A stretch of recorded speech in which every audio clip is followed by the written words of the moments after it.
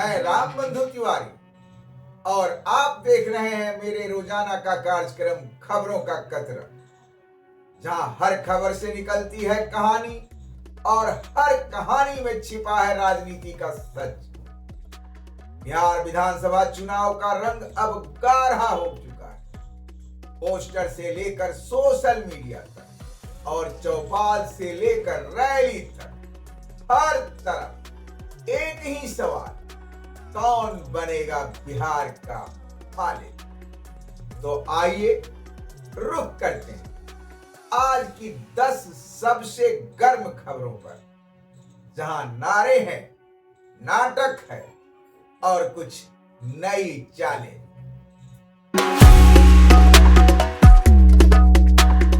प्रधानमंत्री नरेंद्र मोदी ने बिहार में विपक्ष पर सीधा हमला बोलते हुए कहा कि जंगल राज की जो यादें हैं वो 100 सालों तक भी मिट नहीं सकती। अपने संबोधन में प्रधानमंत्री ने यह भी कहा कि बिहार की दौड़ अब विकास बनाम विनाश की है। यह बयान साफ संकेत देता है कि एनडीए अपने चुनाव प्रचार को स्थिरता बनाम अराजकता की थीम पर केंद्रित कर रही है। राजनीतिक विश्लेषकों का मानना है कि यह रणनीति खास तौर पर शहरी और मध्यम वर्गीय मतदाताओं को लक्षित कर सकती है, जिसके लिए कानून व्यवस्था एक अहम मुद्दा होती है। लेकिन आज का युवा रोजगार चाहता है, जबकि बिहार का निचला तबका बड़े पैमाने पर दूसरे राज्यों में मजदूर बनकर रह गया। उसे पलायन से मुक्ति चाहिए, जो इस बार के बिहार चुनाव में प्रमुख मुद्दा बनता जा रहा है। एनडीए गठबंधन के लिए सत्ता में वापसी का रास्ता इसी मुद्दे को प्रभावी ढंग से साधने पर निर्भर करेगा, अन्यथा सत्ता की बागडोर उसके हाथों से फिसल सकती है।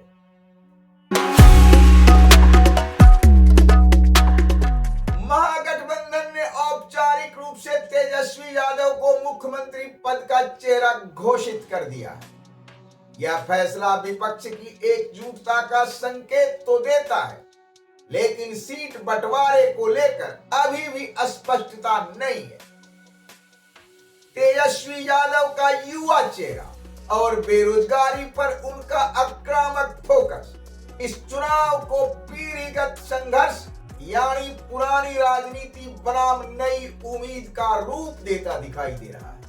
हालांकि विरोधी दल उनके इस फोकस को चुनौती देते हुए लालू यादव और राबड़ी देवी के कार्यकाल की कमजोरियों को बार बार याद दिलाते रहे, ताकि मतदाताओं को जंगल राज की याद फिर से ताजा हो सके। अब देखना यह होगा कि तेजस्वी यादव अपने पिता की राजनीतिक विरासत को बोझ के रूप में ढोते हैं या उसे नए दौर की उम्मीद में बदल देने में सफल होते हैं।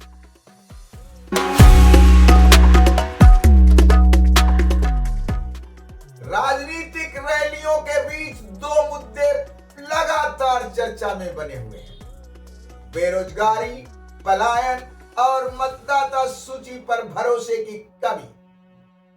कई जिलों में युवा मतदाता यह सवाल उठा रहे हैं कि रोजगार सृजन के वादे जमीन पर क्यों नहीं उतारे गए। इसी के जवाब में एनडीए के रणनीतिकार अपने शासनकाल में किए गए विकास कार्यों और योजनाओं की प्रगति रिपोर्ट जनता के सामने लाने की तैयारी है, ताकि डिलीवरी बनाम वादे की बहस को अपने पक्ष में मोड़ा जा सके।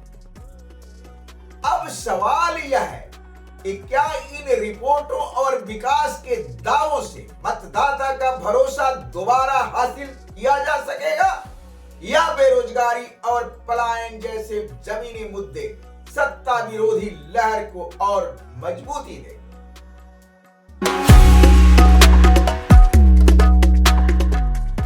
महागठबंधन ने मुकेश सहनी को उप मुख्यमंत्री पद का चेहरा घोषित कर बिहार की राजनीति में एक बड़ा दांव खेला है। सहनी का यह एंट्री न केवल गठबंधन के भीतर जातीय समीकरण को मजबूत करती है, बल्कि पूर्वी बिहार और मछुआरा समाज को साधने की स्पष्ट रणनीति का हिस्सा मानी जाए। राजनीतिक विश्लेषकों का मानना है कि महागठबंधन ने सहनी को एक वाइल्ड कार्ड की तरह पेश किया है, ऐसा चेहरा जो एनडीए के पारंपरिक वोट बैंक, विशेषकर अति पिछड़ा और मलाह समुदाय के मतदाताओं में सेंध लगा सकता है। सहनी की छवि एक जमीनी नेता की रही है जो समाज के उस तबके से आते हैं जो अब तक मुख्य धारा की राजनीति में हाशिए पर था। इसके साथ ही महागठबंधन यह संदेश देने की कोशिश कर रहा है कि वह अब केवल यादव मुस्लिम समीकरण तक सीमित नहीं बल्कि व्यापक सामाजिक प्रतिनिधित्व की दिशा में आगे बढ़ रहा है। अब राजनीतिक हलकों में यह सवाल उठने लगा है कि क्या मुकेश सहनी की यह एंट्री विपक्षी गठबंधन को नई ऊर्जा दे पाएगी या यह कदम सिर्फ प्रतीकात्मक बनकर रह जाएगा। यह आने वाली चुनाव समीकरण ही तय करेगी। एनडीए का प्रचार अभियान अब चरम पर पहुंच चुका है। प्रधानमंत्री नरेंद्र मोदी और गृह मंत्री अमित शाह बिहार के अलग अलग जिलों विशाल रैलियों के जरिए सीधे जनता से संवाद कर रहे हैं। इन रैलियों का मुख्य फोकस विपक्ष की अराजकता के खिलाफ स्थिरता और राष्ट्रीय सुरक्षा की मजबूती प्रदान करना है। मोदी और शाह दोनों ने अपने संबोधनों में यह संदेश देने की कोशिश की कि एनडीए की सरकार ही वह ताकत है जो बिहार को विकास की राह पर ले जा सकती है और कानून व्यवस्था को दुरुस्त कर सकती है। राजनीतिक विश्लेषकों का मानना है कि यह अभियान एनडीए का डबल इंजन नैरेटिव फिर से जनता के बीच सक्रिय करने की रणनीति का हिस्सा है।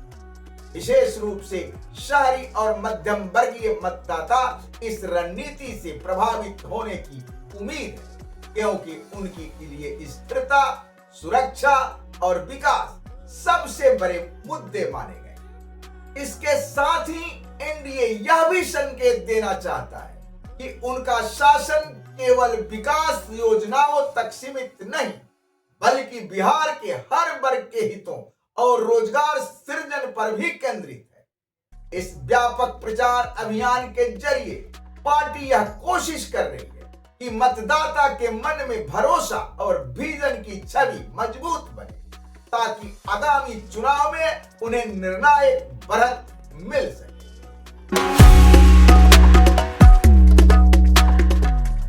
पश्चिम चंपारण के 5 निर्दलीय उम्मीदवारों ने अपने नामांकन वापस ले लिए जिससे कई सीटों पर मुकाबला अब और अधिक सीधा हो गया है। स्थानीय राजनीतिक विश्लेषकों का कहना है कि निर्दलियों के इस कदम से मुख्य दलों को बड़ी राहत मिली क्योंकि इससे वोटों के विभाजन का खतरा काफी हद तक टल गया है।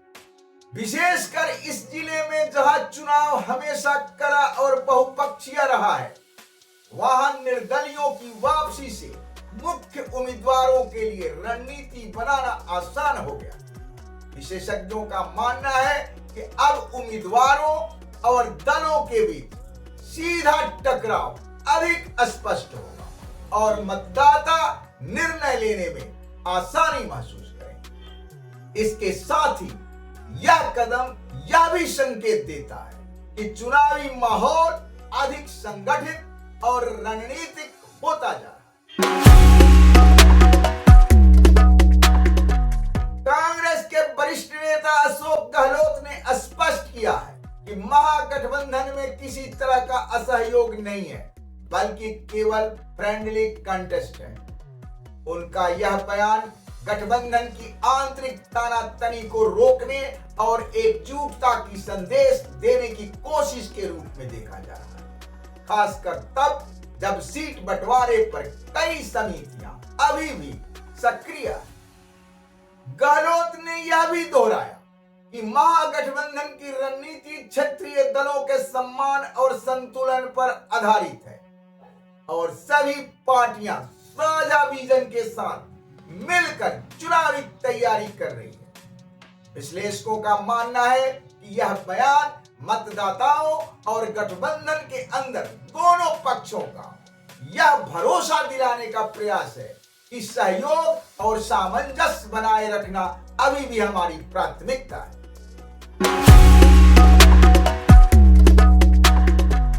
जनसुराज पार्टी ने इस बार अपने चुनावी अभियान में बेरोजगारी, पलायन और किसान का कर्ज जैसे मुद्दों को मुख्यधारा में लाने का प्रयास किया है।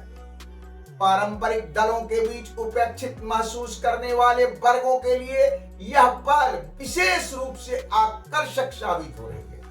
युवा और मजदूर वर्ग, जिन्हें रोजगार और स्थिरता की चिंता है, इस संदेश से सीधे जुड़ाव महसूस कर रहे हैं। राजनीतिक विश्लेषकों का मानना है कि यह रणनीति बिहार के उत्तर दक्षिण क्षेत्रीय असंतुलन को भी उजागर करती है। अक्सर कहा जाता है कि राज्य के कुछ हिस्सों में विकास और अवसरों की असमानता बनी हुई और जनसुराज पार्टी ने इसे अपने चुनावी संदेश के माध्यम से मजबूती से उठाने की कोशिश कर रही है। इसके साथ ही पार्टी किसान के कर्ज और ग्रामीण आर्थिक परेशानियों पर जोर देकर यह संदेश दे रही है कि विकास केवल शहरी केंद्रित नहीं बल्कि ग्रामीण और पिछड़े क्षेत्रों तक भी पहुंचना चाहिए। इस तरह जनसुराज पार्टी का अभियान न सिर्फ रोजगार और आर्थिक मुद्दों को सामने ला रहा है बल्कि बिहार में सामाजिक और क्षेत्रीय संतुलन पर भी ध्यान खींच रहा है। बिहार का चुनाव इस बार भी केवल मुद्दों तक सीमित नहीं है बल्कि यह सामाजिक गठजोड़ और जातीय समीकरणों की परीक्षा भी है। यादव, कुर्मी, अति पिछड़ा और दलित वोट बैंक की परंपरागत रेखाएं इस बार और अधिक स्पष्ट नजर आ रही है। हालांकि राजनीतिक विश्लेषक मानते हैं कि युवा वर्ग का मूड इन परंपरागत समीकरणों से कहीं आगे जाकर तय करने वाला होगा कि कौन आने वाले बिहार का नेतृत्व करेगा। युवा मतदाता रोजगार, शिक्षा और जीवन स्तर जैसे मुद्दों को प्राथमिकता दे रहे हैं, जिससे यह स्पष्ट हो रहा है कि बिहार की राजनीति अब केवल जातीय गठबंधन तक सीमित नहीं रहेगी। अतः आगामी चुनाव में जाति और वर्ग के गणित के साथ साथ युवाओं के लिए रोजगार और विकास के मुद्दों का संतुलन ही निर्णायक भूमिका निभा पाएगा। दोस्तों, इस खबर में मैं आपको दिल्ली, सूरत, मुंबई, अहमदाबाद से चलने वाली ट्रेन के कुछ दृश्य दिखाए। छठ पूजा शुरू हो गई है। जो लोग दिल्ली, मुंबई आदि शहरों में बस गए हैं वे तो अपना यही घाट बना करके छठ कर ले रहे हैं, लेकिन जिनको अपने माता पिता, बंधु बांधव, भाइयों के पास जाना है वो किस तरह से ट्रेन में जा रहे हैं, उनकी दशा दुर्दशा का आकलन आप खुद करें।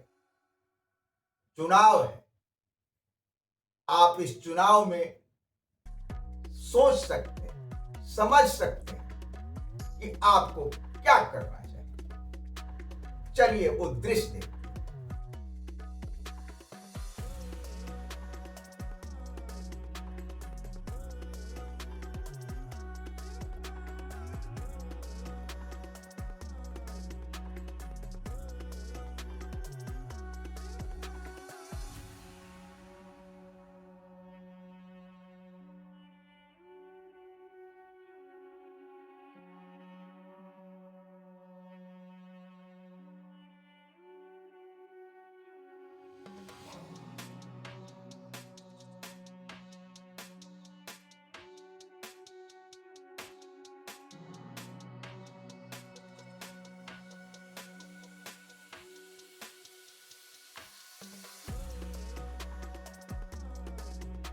तो दोस्तों, ये थी आज की 10 खबरें और उनके पीछे की असली चालें। आने वाले कल में राजनीतिक नाटक जितना तेज होगा, जनता का फैसला भी उतना ही निर्णायक होगा। मैं रामबंधु तिवारी आपसे विदा लेते हुए निवेदन करता हूं कि अगर आपको यह विश्लेषण उपयोगी लगा तो वीडियो को लाइक और शेयर जरूर करें और हां, चैनल को सब्सक्राइब करना ना भूलें। फिर मिलेंगे कुछ नए खबरों के कतरन के साथ। धन्यवाद, प्रणाम।